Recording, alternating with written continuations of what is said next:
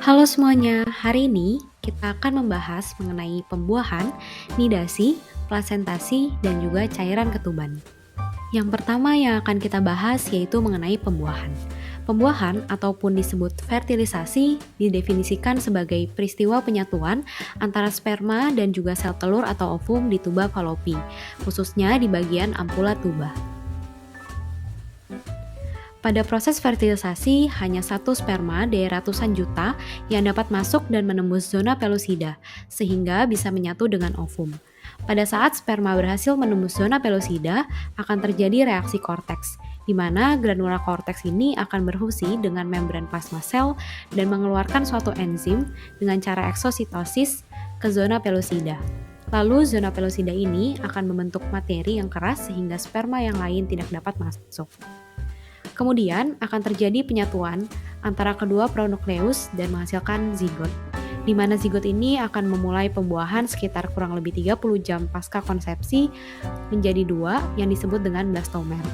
Kemudian blastomer ini akan mengalami pembelahan kembali hingga kecil-kecil dan masuk ke fase morula. Setelah itu akan terjadi akumulasi cairan di dalamnya yang membentuk blastokis. Hasil konsepsi ini akan dibawa ke kavum uteri dengan bantuan rambut silia dan juga kontraksi tuba. Berikutnya yang akan kita bahas yaitu nidasi. Nidasi didefinisikan sebagai masuk atau tertanamnya hasil konsepsi berupa blastosis ke dalam endometrium, di mana bagian luarnya itu berupa trophoblast sedangkan bagian lainnya disebut dengan massa inner cell.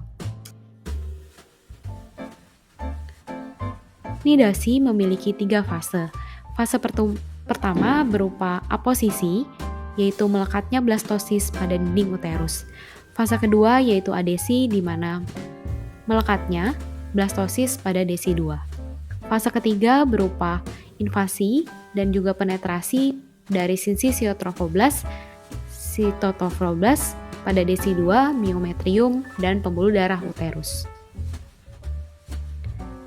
Massa inner cell nantinya akan membentuk embrio atau janin, sedangkan trophoblast nantinya akan membentuk plasenta. Setelah trophoblast terbentuk, hormon HCG atau Human Chorionic Gonadotropin akan mulai diproduksi, di mana hormon ini akan memastikan bahwa endometrium menerima proses implantasi embrio. Nidasi biasanya terjadi bagian depan atau bagian belakang di uterus di dekat dengan fundus uteri.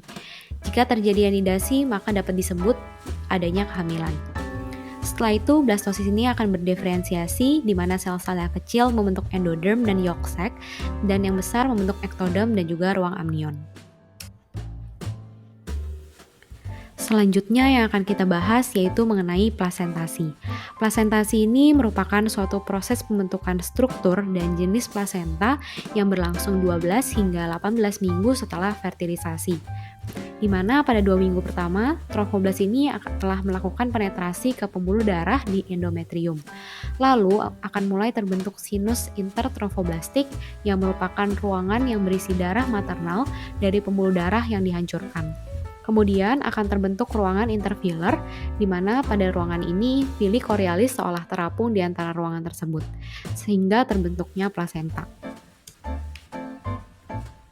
Pada 3 minggu pasca fertilisasi, sirkulasi darah janin mulai dapat diidentifikasi dan terbentuk villi chorioalis yang akan tumbuh menjadi suatu massa jaringan yang disebut dengan plasenta, di mana plasenta ini akan dibentuk pada desi 2 basalis yang merupakan lapisan desi 2 yang terletak antara hasil konsepsi dan juga dinding uterus. Nantinya, darah ibu dan janin akan dipisahkan oleh dinding pembuluh darah dan juga lapisan korion. Sel-sel desi 2 yang tidak dapat dihancurkan oleh trophoblast ini akan menjadi lapisan nitabuch. Kemudian, ketika proses melahirkan, plasenta ini akan terlepas dari endometrium pada lapisan nitabuch. Selanjutnya, plasenta ini akan menghasilkan hormon untuk membantu memelihara kehamilan dan mungkin perputaran oksigen, zat gizi, serta limbah antara ibu dan juga janin. Plasenta ini berbentuk bundar dengan diameter 15-20 cm dengan tebal kurang lebih 2,5 cm dan juga berat kira-kira 500 gram. Di mana plasenta ini terbentuk lengkap pada kehamilan 16 minggu dengan ruang amnionnya ini telah mengisi seluruh kafum uteri. Plasenta ini dibagi dua permukaan, yaitu permukaan fetal dan juga permukaan maternal. Di mana pada permukaan fetal yang menghadap ke janin, warnanya ini keputihan dan licin karena tertutup oleh amnion, serta di bawahnya nampak adanya pembuluh darah. Sedangkan pada permukaan maternal yang menghadap ke dinding rahim, berwarna merah dan terbagi oleh celah yang berasal dari jaringan ibu. Fungsi dari plasenta sendiri yaitu sebagai fungsi nutrisi, yaitu pertukaran zat dan pengambilan nutrisi untuk tumbuh kembang janin. Yang kedua untuk pertukaran oksigen dan karbon dioksida sebagai fungsi respirasi. Yang ketiga yaitu fungsi ekskresi untuk mengeluarkan sisa metabolisme janin. Yang keempat yaitu untuk sebagai endokrin, sebagai penghasil hormon-hormon kehamilan. Yang kelima yaitu sebagai fungsi imunologi, yaitu untuk menyalurkan komponen antibodi kepada janin. Selanjutnya yaitu sebagai fungsi farmakologi untuk menyalurkan obat-obatan yang diperlukan janin dari ibu. Lalu dan yang terakhir adalah sebagai fungsi proteksi sebagai barier terhadap infeksi bakteri ataupun virus. Selanjutnya yang akan kita bahas yaitu mengenai cairan ketuban. Cairan ketuban atau disebut dengan cairan amnion didefinisikan sebagai cairan yang berasal dari ultrafiltrasi plasma maternal, di mana pada minggu kedua cairan ini akan berasal dari ekstraseluler kulit janin. Sedangkan pada minggu ke-20, cairan ini akan berasal dari urin janin karena kulit janin mulai tertutup oleh lapisan tanduk. Cairan ketuban ini yang dihasilkan oleh urin janin, di mana urin ini dihasilkan dari ginjal janin yang mulai memproduksi urin pada minggu ke-12 yang terbentuk sebanyak 7 hingga 12 mili per hari. Di mana fungsi dari cairan ketuban ini untuk memberikan kesempatan tumbuh kembang janin secara seimbang ke segala arah di intrauterin. Contohnya yaitu sebagai perkembangan paru dan juga gastrointestinal, kemudian untuk memberikan ruang untuk pergerakan janin yang penting untuk maturasi neuromuskuloskeletal dan juga untuk melindungi janin dari trauma.